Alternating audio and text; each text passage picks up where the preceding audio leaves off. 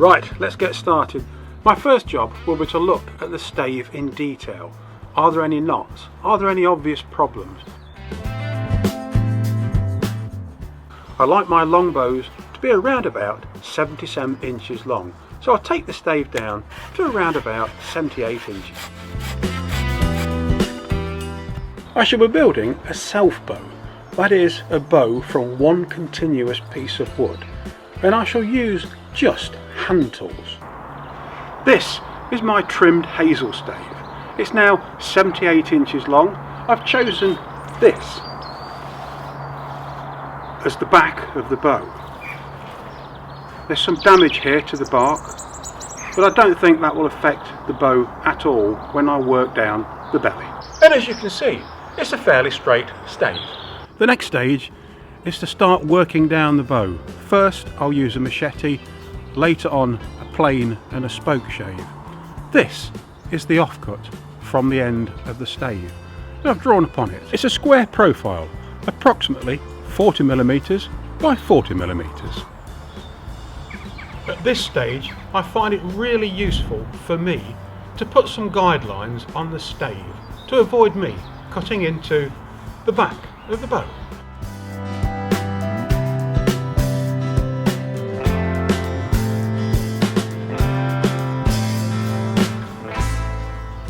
I mark the stave with hatched lines using this marker pen, so I know where it's safe to cut and where I have to avoid using the blade. Like here, on the back of the bow. I should be making the initial cuts into this stave using this, a machete, but you can also use an axe.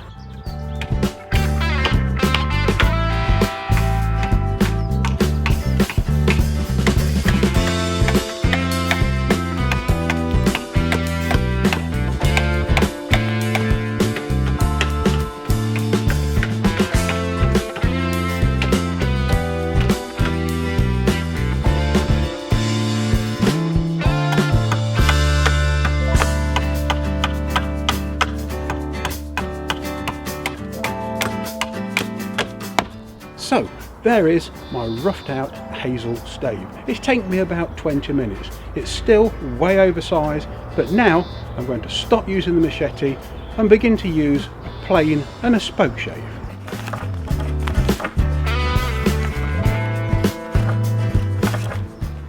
I want now to create a smooth surface on the belly of the bow and also on the sides. And on those smooth surfaces I will draw the approximate profile of the bow shape and then continue to work down to those lines using the spoke shave and the plane.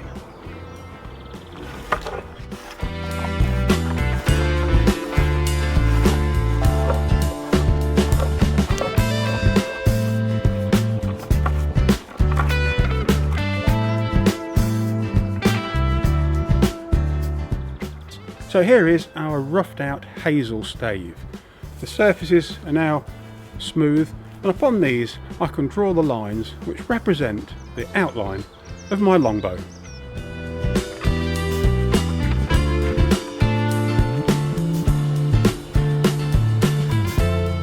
At this stage I try to establish a centre line using an old bowstring.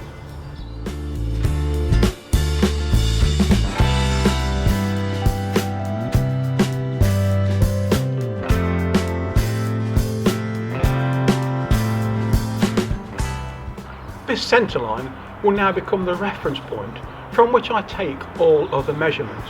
But remember, you can't build a bow by numbers, you have to follow the wood. So this centre line is simply a guide.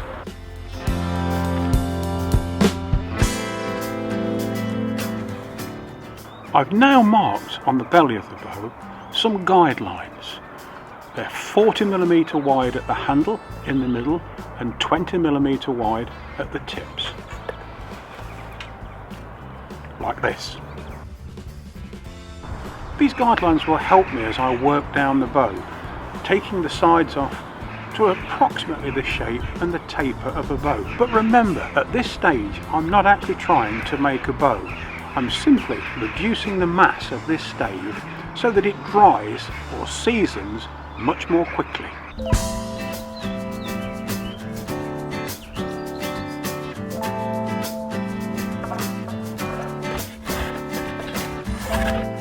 And now we have this, a tapered but still way oversized longbow stave. So now the stave has been worked down to an approximate dimension that is the width across the back of the bow.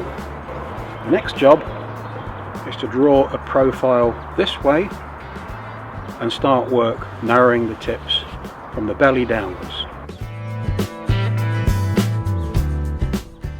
So the next stage is to start taking wood off the belly of this bow, stopping at these guidelines. But before I start removing wood from the belly of the bow, I need to take a look at the back, because it's so easy to just take material off the belly surface whilst ignoring the back. And here's the danger.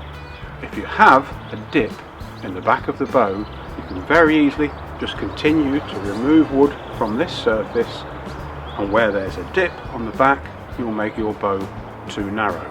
And conversely, where there's a lump in the bow, you'll make it too fat. So it's at this point I have to start looking at what the wood has got to tell me, to look where the dips and bumps are on the back of the bow and follow that contour as I remove wood from the belly.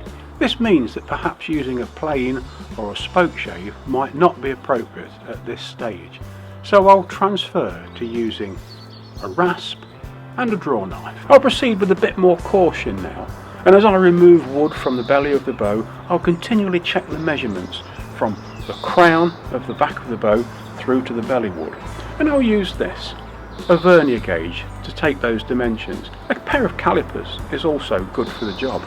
But now's the time to use one of the finest measuring devices known to mankind. Fingers. Running your fingers and thumb along the bow like this will tell you all you need to know about the dips and bumps on the back and the belly of your bow stave.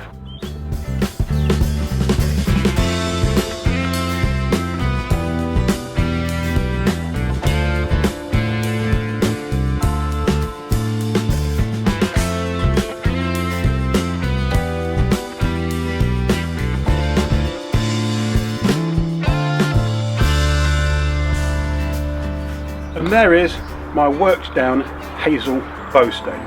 It's still way oversized, but hopefully within this wood there is a longbow. In the centre it's about 45mm deep, that's across here, and at the tips about 30mm. Got a lot more wood to come off, but I think it's now ready for putting indoors and seasoning as quickly as is reasonably possible.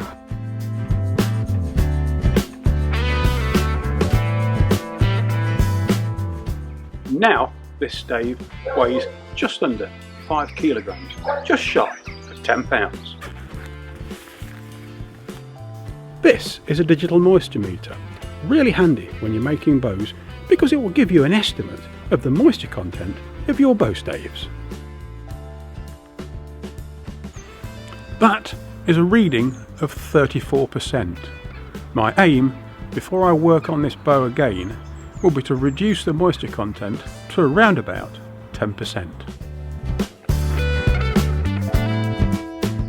It's good practice to seal the ends of your bow stave when it's seasoning with either PVA glue or wax. Today I'm using spray paint.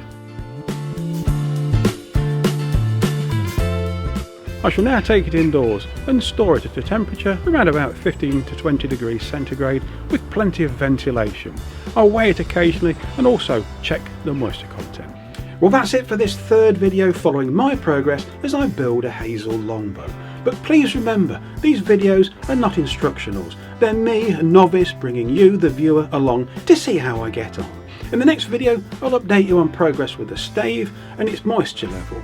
I shall also discuss the dimensions that I shall be using when I continue work shaping this Hazel Longbow. I'll see you then.